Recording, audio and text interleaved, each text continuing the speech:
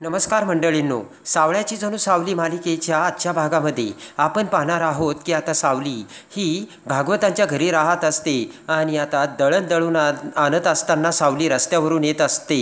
तेवढ्यात आसमीचा बॉयफ्रेंड आता तो जोकरचा मुखवटा घालून सावलीसमोर येतो आणि लगेच आता सावलीकडे बघत तो म्हणतो की सावली, अगं मी तुला सांगतो कशी आहेस तू, आणि तू हे आत्तापर्यंत जे काही केलं ना ते एकदम बरोबर केलं, पण यापुढे मी तुला सांगतो की जोपर्यंत सारंगचं लग्न होत नाही तोपर्यंत सारंगच्या घरी जायचं नाहीस बरं का तू, नाहीतर काय होईल ना तुला चांगलंच माहीत आहे, आणि यामध्ये ना सारंगचा जीवसुद्धा जाईल.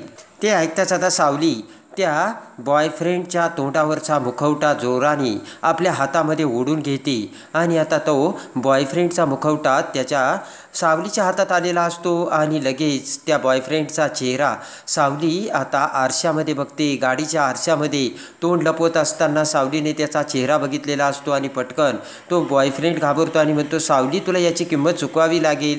आणि तसाच तोंडावरती हात धरून तो बॉयफ्रेंड आता तो मुखवटा सावलीच्या हातातून हिसकावून पळून जातो. इकडे आता मेदळ्याच्या घरी आसमी आणि सारंगच्या लग्नाची जय्यत तयारी झालेली असते आणि सगळेजण आता तयारी करत असताना दरवाजात भैरवी आलेली असते. भैरवीला बघताच आता सगळेजण आता धक्का बसून अवाक होतात. तर तेवढ्यात आता हात करत आता भैरवी म्हणते की वा, बॅक टू बॅक 2 लग्न. तिलोत्तमा आता भैरवीकडे बघते आणि तेवढ्यात तिलोत्तमा भैरवी समोर येत म्हणते की इथे काय करतेस तू, तू तर वर तोंड करून मला म्हणाली होतीस ना घरी येणार नाही म्हणून, आता कशी आलीस तू.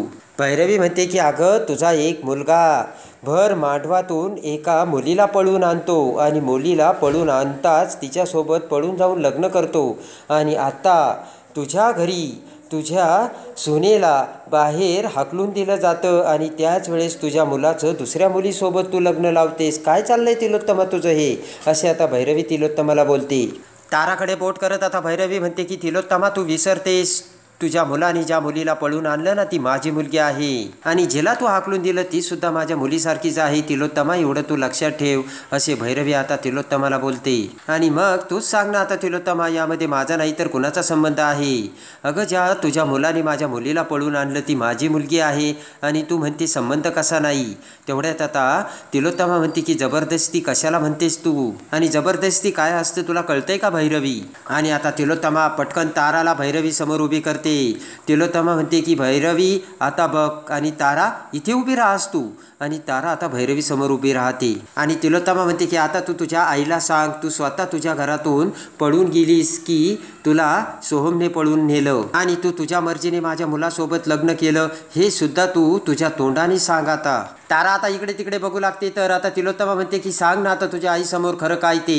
तारा म्हणते की हे बघ मम्मा, मी सोहमशी माझ्या मर्जीने लग्न केलंय आणि मला यामध्ये कुणीच जबरदस्ती केलेली नाहीये. भैरवी आता ती ऐकून मान खाली घालते. सगळेजण आता भैरवीकडे बघू लागतात. तर तिलोत्तमा म्हणते झालं का भैरवी, झालं का आता खरं खोटं.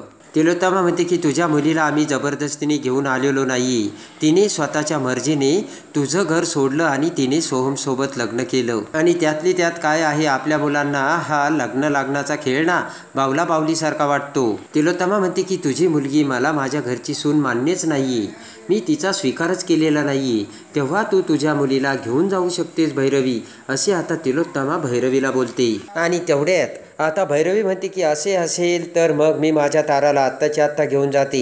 आणि भैरवी ताराचा हात धरते आणि म्हणते चल तारा. तेवढ्यात सारंग म्हणतो की थांबा भैरवीजी. सगळेजण आता सारंगकडे बघू लागतात. तर सारंग पुढे येत आता तिलोत्तमाला म्हणतो की आई तू विसरतेस का, तू मला एक शब्द दिला आहे. ते ऐकताच आता तिलोत्तमा म्हणते की सारंग.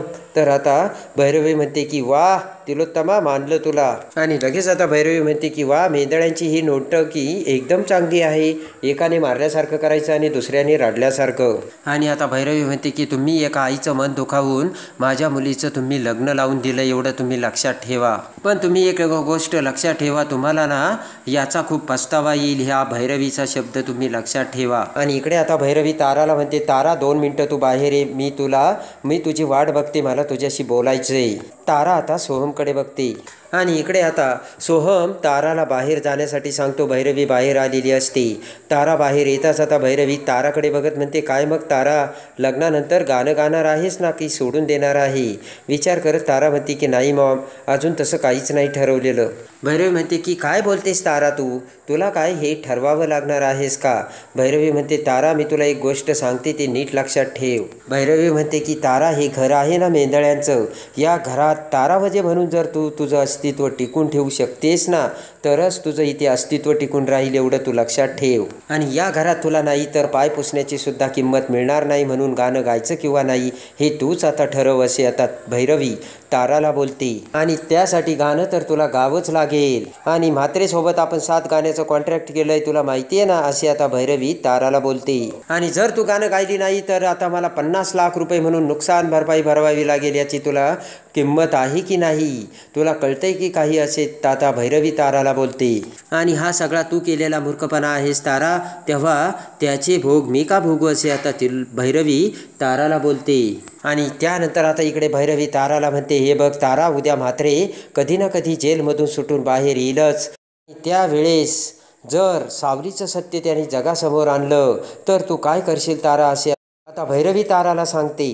भैरवी म्हणते की जगाचं सोडून दे तारा, पण या घरात जेव्हा हे सगळं कळेल तेव्हा तुझं काय होईल आणि तू काय करशील, असा प्रश्न आता भैरवीने ताराला केलेला असतो. आणि इकडे आता तारा म्हणते की मॉम अगं मी माझं आता लग्न झालंय, मी माझा जोडीदार निवडलाय आणि त्या घरात मला नाही येणार का आता, तुला समजत कसं नाही मॉम, आणि तरीही तुला आता पैशाचा आणि बिझनेसचाच विचार करायचा का, या क्षणी तुम्हाला जवळ घे, असे आता तारा भैरवीला सांगते. पण भैरवी ताराचा हात झिडकारते. आणि इकडे तारा आता भैरवीच्या पाया पडू लागते आणि म्हणते की मॉम मला आशीर्वाद तरी दे. तेव्हा आता लगेच आता भैरवी म्हणते की तुझ्यात आणि तुझ्या या घरात आता मला काही एक इंटरेस्ट नाही आहे. भैरवी म्हणते की मी तुला फक्त एवढंच सांगू शकते, इथून पुढले सगळे कार्यक्रम सगळ्या रेकॉर्डिंग मला वेळच्या वेळी हवेत, आणि जर तो हे असं केलं नाही तर तुझं तू बघ, असे आता भैरवी ताराला बोलते. आणि रागाने भैरवी आता तिथून निघून गेलेली असते. तर इकडे ताराला खूप वाईट वाटते. आणि इकडे आता सारंगच्या लग्नाची जय्यत तयारी होता क्षणी आता सगळे पाहुणे मंडळी, आप्तेष्ट, नातेवाईक सगळे आता मेंदळ्यांच्या घरात येऊ लागतात. आणि तिलोत्तम आता सगळे मेंदळ्यांच्या कुट्टीच्या कुटुंबासोबत सगळ्या पाहुण्यांचं हात जोडून आता स्वागत करत असते. इकडे सारंग आता आरशासमोर उभा असतो आणि तेवढ्यात पाठीमागून सावली आल्याचा सारंगला भास होतो. सावली आता पाठीमागून सारंगकडे येत सारंगला हाक मारते. सारंग आता सावलीकडे बघतो आणि लगेच आता सावली म्हणते सारंग सर तुम्ही एकदम छान दिसताय. तर सारंग आता हसून खाली बघतो आणि पटकन आता प्रेमाने सारंगकडे बघत तिच्या डोळ्यातील काजळ सावली आता सारंगच्या मानेला लावते. आणि सारंगला कुणाची दृष्ट लागायला नको असे आता सावलीने केलेलं असतं. सावली म्हणते सारंग सर तुम्ही असं का बघते, तुम्हाला कुणाची दृष्ट लागू नये म्हणून मी माझ्या काजळाचा टिक्का तुम्हाला लावला. आणि तेवढ्यात आता पाठीमागून सोहम तिथे येतो आणि सारंगला हाक मारताच आता सारंग भानावर येतो आणि पटकन आता सारंग पुढे बघतो. इकडे आता अस्मीसुद्धा आता हळदीसाठी तिचं सगळं आवरत असते. आणि तेवढ्यात आता अस्मीचा बॉयफ्रेंड इकडे आता अस्मीला कॉल करतो. अस्मी आता त्याचा फोन आलेला बघून पटकन फोन कट करते. तर आता ती अस्मीचा बॉयफ्रेंड जरा हादरतो. अस्मीने आपला फोन कट केला याची आता तिच्या बॉयफ्रेंडला आता वेगळाच संशय येऊ लागतो. आणि तेवढ्यात आता अस्मीने फोन कट करताच पुन्हा आता तिचा बॉयफ्रेंड आता अस्मीला फोन लावतो. पुन्हा अस्मी फोन कट करते तर पुन्हा तो फोन लावतो आणि अखेर अस्मी फोन घेते आणि म्हणते की काय चाललंय तुझं. तर तेवढ्यात तो अस्मीचा बॉयफ्रेंड म्हणतो काय चाललंय तुझंच, अगं त्या सावलीला आता फायनल धमकी देऊन झाली आणि ती आता सारंगकडे फिरकणारसुद्धा नाही आणि तेव्हा आता मला तुला भेटायचं आहे.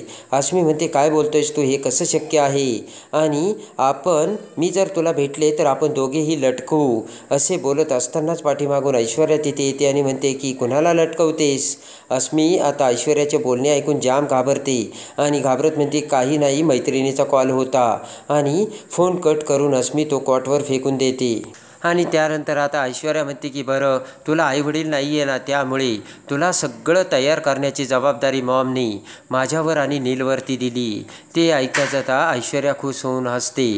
तेवढ्यात आता ऐश्वर्या म्हणते की बरं मला एक सांग ना, मुलीला तू जे पळवून लावलंस ना ते कसं काय केलंस. तेवढ्यात आता अस्मी म्हणते का सांगू मी तुम्हाला, आजपर्यंत आपण तुमच्याच प्लॅनने चालत होतो. काय झालं? काही हाती लागलं का आपल्याला? काहीच नाही आहे ना. आणि मग मी माझ्या पद्धतीने माझा प्लॅन केला. शेवटी तो माझा प्लॅन आहे आणि मी तो सक्सेस करून दाखवला असे अस्मी आता ऐश्वर्याला बोलते. आणि लगेच आता अस्मी म्हणते की ऐश्वर्या मॅडम, मेंदळे कुटुंबात तुमच्यापेक्षा स्मार्ट आणि क्लेव्हर सून येणार आहे म्हणून तुम्हाला गिल्टी फील होतंय का? अस्मी म्हणते की आपण ना कॉम्पिटिशन करू शकतो बरं का, कोण जास्त स्मार्ट आणि कलिंग आहे त्याचं. आणि लगेच ऐश्वर्या म्हणते की तुझी आणि माझी कधीच कॉम्पिटिशन होऊ शकत नाही.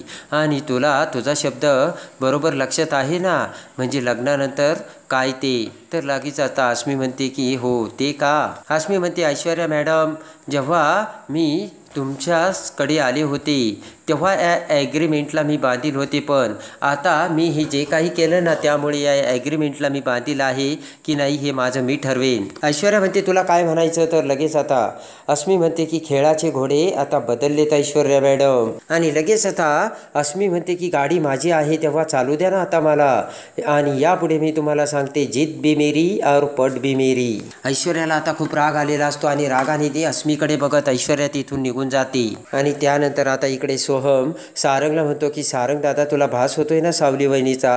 मी काय म्हणतो आपण सावली वहिनीकडे जाऊन मॅटर सगळा सॉल्व आउट करू ना.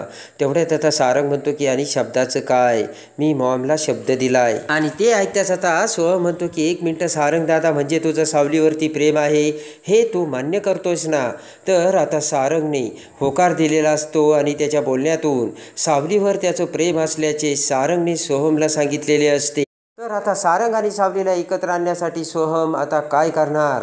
आणि खरे सत्य समजताच आता सावली घोड्यावर बसून वाऱ्याच्या वेगाने आता अस्मी आणि सारंगचं लग्न थांबवण्यासाठी कशी मेंदळ्यांच्या घरी येते. आणि अस्मीचे खरे सत्य समोर आणून आता अस्मीच्या बॉयफ्रेंडला समोर आणून सावली आता कसे दुधाचे दूध आणि पाण्याचे पाणी करते. आणि त्यानंतर पुन्हा अस्मीच्या गळ्यात जाणारे मंगळसूत्र कसे सावलीच्या गळ्यात सारंग घालतो हे बघण्यासाठी आणि सावळ्याची जणू सावली मालिकेच्या डेली अपडेटसाठी बेल नोटिफिकेशनवर क्लिक करून आपल्या चॅनलला लाईक करा, सबस्क्राईब करा.